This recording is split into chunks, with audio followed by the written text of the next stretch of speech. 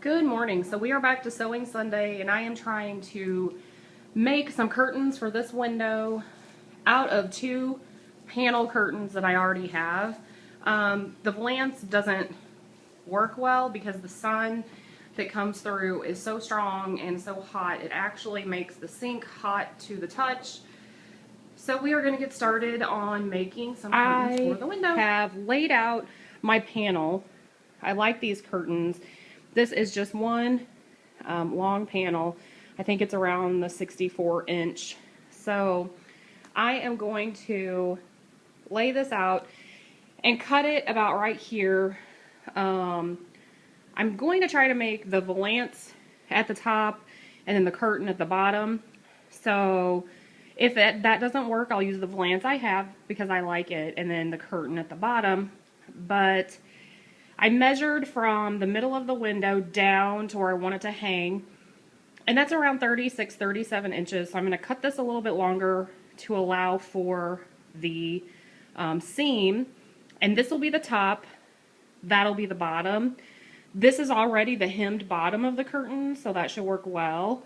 So I'm just going to cut this, and then we're going to sew it. So it's a little dark in here, but maybe you can see. So the best thing to do when you're cutting your fabric, I'm kind of challenged at cutting. So what I do is I lay it down flat. I know you can iron your piece of material, so it'll make this nice even seam with your iron to fold, and then you can cut on that.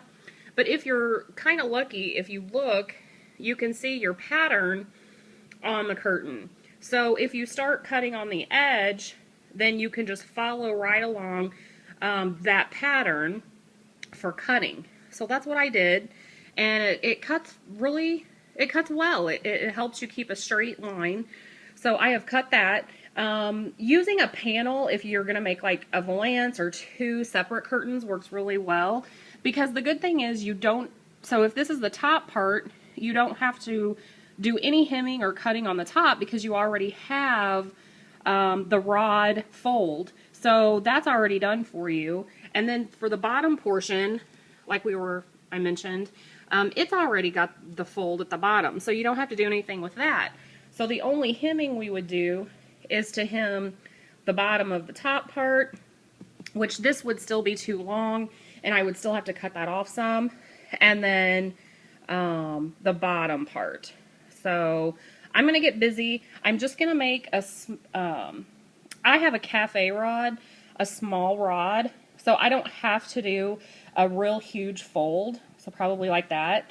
But I'm going to get busy hemming this. And here is the finished product. I will try to move to the side so you can see. I went ahead and left the top curtains up because when I was hanging the bottom panel, again, the sun is like blazing through there.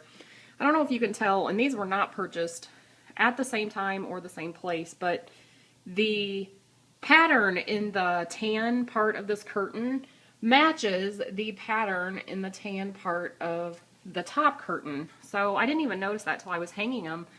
And although they were purchased totally different places and like different years, it matches. So that is what we're going to do for a while to try to keep some of the sun out of this window and to keep the sink from burning the heck out of me.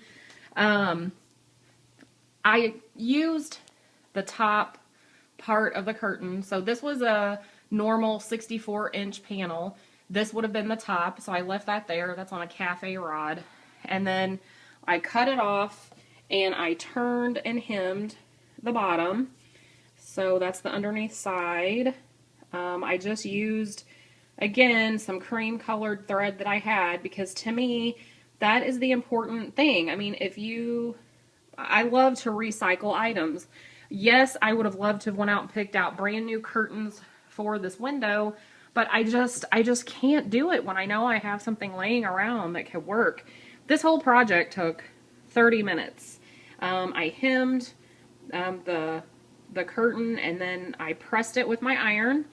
So it turned out really, really well. So for now, we'll see if the sun will stay out of the window.